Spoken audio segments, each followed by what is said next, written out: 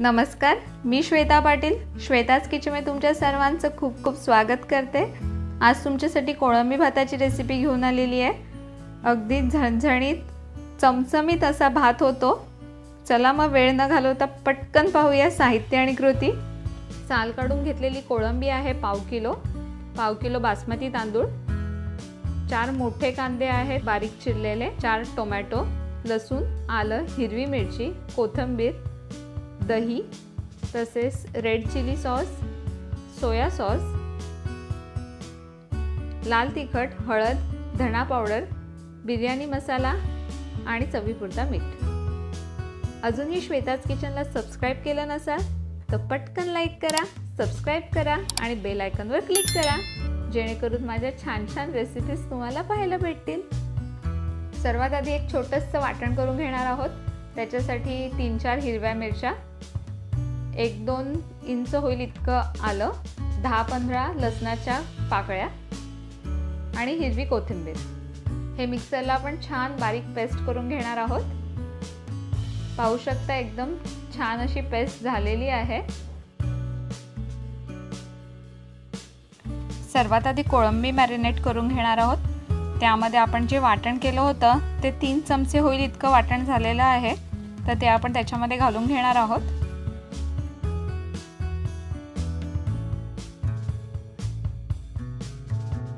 तसेच 2 चमचे होईल इतकं दही,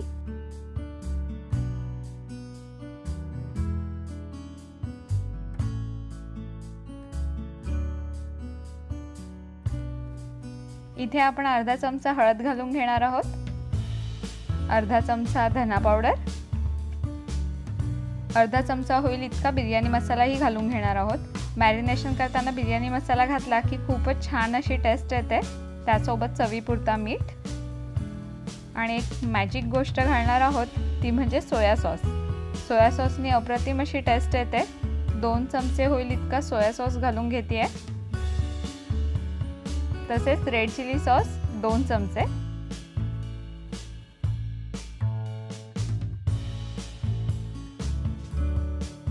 आणि आता हे छान मिक्स करून मॅरिनेशन करण्यासाठी आपण अर्धा तास ठेवून घेणार आहोत।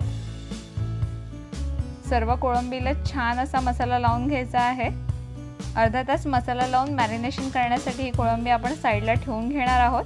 कोळंबी मॅरिनेशन होईपर्यंत आपण इथे फोडणीची तयारी करूया। त्यासाठी 2 चमचे तेल, 1 चमचा होईल इतकं साजूक तूप छान गरम झालं की त्यामध्ये 2 दालचिनीचे तुकडे, 3-4 काळी मिरी, तसेच 2-3 लवंगांचे तुकडे परतून घ्यायचे आहेत। यामध्ये बारीक चिरलेला कांदा घालून घेणार आहोत।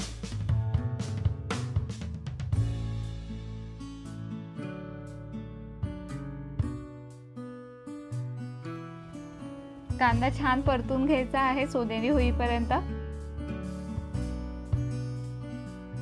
कांदा छान परतून झाला की त्यामध्ये आलं लसूणची पेस्ट घालून घेणार आहोत। मगाशी आपण मॅरिनेशन करण्यासाठी जी पेस्ट वापरली होती तीच पेस्ट तुम्ही इथेही घातली तरीही चालेल। 1 चमचा होईल इतकी मी पेस्ट घातलेली आहे। पुन्हा एकदा कांदा आणि आलं लसूणची पेस्ट छानपैकी परतून घेणार आहोत।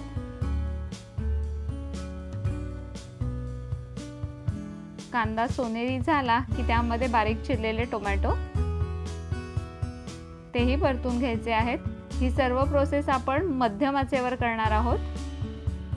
कांदा टोमॅटो परतत असताना त्यामध्ये मीठ घातलं की लवकर कांदा टोमॅटो परतून होतो आणि आपला वेळही वाचतो। त्यामुळे इथे थोडंसं मी मीठ घालणार आहे। आपण मॅरिनेशन करताना ही कोळंबीत मीठ घातलं होतं, आताही मीठ घालतोय, त्यामुळे मिठाचा अंदाज व्यवस्थित घ्यायचा आहे।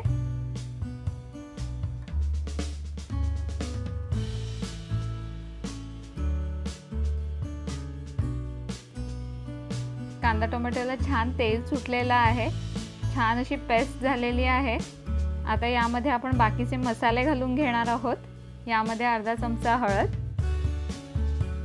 अर्धा चमचा होईल इतकी धना पावडर, अर्धा चमचा होईल एवढा बिर्याणी मसाला घालणार आहोत। बिर्याणी मसाला आपण मगाशी मॅरिनेशन करतानाही लावला होता, त्यामुळे आता इथे अर्धा चमचा घालणार आहोत।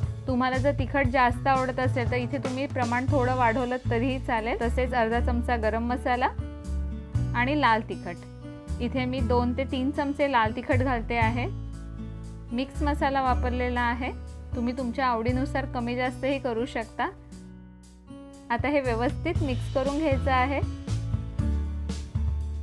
सर्व मसाले तेलावर छान परतून झाले की त्यांना छान तरीही येते। आता या मसाल्यामध्ये आपण मॅरिनेशन केलेली कोळंबी घालून घेणार आहोत। कोळंबी मॅरिनेशन केली की शिजायला ही पटकन शिजते आणि चवीलाही अतिशय छान लागते। आता हे सर्व एकजीव करून घ्यायचं आहे। मिक्स करून झालेला आहे। आता यामध्ये मी थोडंसं पाणी घालणार आहे कोळंबी शिजण्यासाठी। अर्धी वाटी होईल इतकं आपण पाणी घालून घेणार आहोत।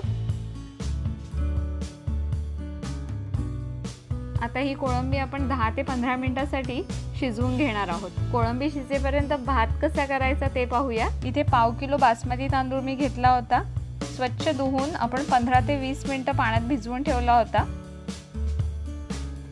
2 ते 2.5 ग्लास पाणी उकळून घेतलेलं, त्यामध्ये 2 दालचिनीचे तुकडे, 2 हिरव्या वेलच्या, तसेच 3-4 मिरी आणि अर्धा चमचा होईल इतकं तेल। तेल घातल्यामुळे भात अतिशय मोकळा आणि सुटसुटीत होतो, म्हणून उकळत्या पाण्यामध्ये आपण अर्धा चमचा होईल इतकं तेल घालून घेणार आहोत। भातासाठी थोडंसं मीठ घातलेलं आहे। पाण्याला उकळी आली की यामध्ये आपण जो 15 ते 20 मिनिटं भिजवलेला बासमती तांदूळ होता तो घालून घ्यायचा आहे। बासमती तांदूळ स्वच्छ धुवून भिजवून ठेवले होते, त्यामुळे बासमतीचा भातही मोकळा आणि एकदम खुला होतो।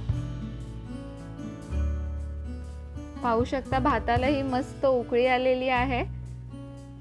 भात पूर्ण शिजून घेणार नाही आहोत। जेव्हा आपण बिर्याणी बनवतो किंवा पुलाव बनवतो तेव्हा भात पूर्ण शिजवून घ्यायचा नाहीये, कारण की आपण नंतर फोडणीत सुद्धा त्याला शिजवलं जातं।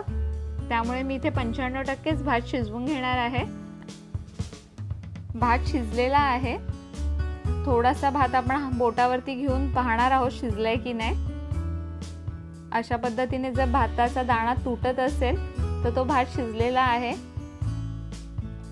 भात तयार झालेला आहे। आता एका स्टीलच्या चाळणीमध्ये मी सर्व एक्स्ट्राचं पाणी काढून घेणार आहे। भात चाळणीत काढल्यामुळे त्याच्यामधलं एक्स्ट्राचं पाणी सर्व निघून जातं आणि भात छान मोकळा होतो। इथे 15 मिनिटं झालेली आहेत आणि आपली कोळंबी ही ऑलमोस्ट शिजलेली आहे। तुम्ही पाहू शकता खूपच छान असं तेल सुटलेलं आहे आणि कोळंबी ही रेडी झालेली आहे। आता आपण त्यावरती जो भात सोक करून ठेवला होता तो यामध्ये टाकणार आहोत। भात अतिशय मोकळा झालेला आहे। सर्व भात मिक्स करून घ्यायचा आहे।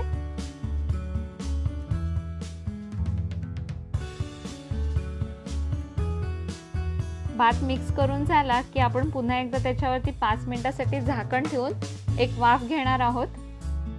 खूपच छान असा भात तयार आहे। त्यावरती मी बारीक चिरलेली कोथिंबीर घालते आहे। कोथिंबीर छान मिक्स करून घ्यायची आहे।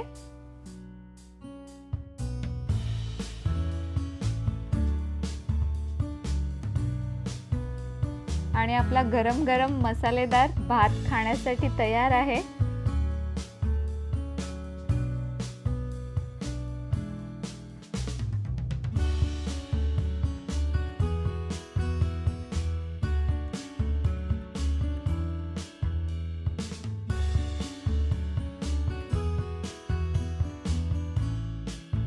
कांद्यासोबत लिंबासोबत सर्व करा। नक्की करून पहा। कशी वाटली आजची रेसिपी नक्की कमेंट करूनही सांगा। पुन्हा एकदा भेटू एका नवीन रेसिपी सोबत। तोपर्यंत धन्यवाद।